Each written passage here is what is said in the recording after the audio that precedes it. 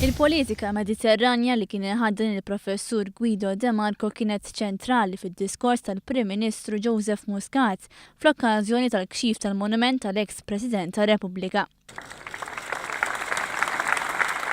Il-Prim Ministru qal il-politika mediterranja ta' Guido De Marco kienet frott il-kontinuità u frott il-biberija li kellu mal-perit Domintov. Ziet li Guido De Marco kien jara l-reġjun Mediterranju bħala 1000 biċċa imqiegħda flimkien. Il-Prim Ministru deskriva wkoll il-De Marco bħala bniedem li għex u ħadem għall-poplu Malti u Għawdxi.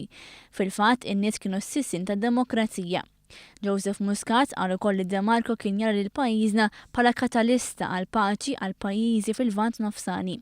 Viżjoni li qatt ma kienet instabbli daqskemm ilu mill-ġurnata dan minħabba l-inkwiet fir-reġjun.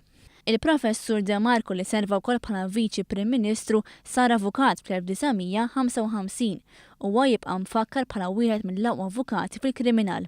L-imħallef Giovanni Bonello qal li De Marco kellu s-sem ewlieni biex libna l-liġi tal-kriminal mis-seklu 18 għas-seklu 20 u għalhekk li l-post fejn jinsab il-monument jiġifieri quddiem il-qorti huwa l-post xieraq.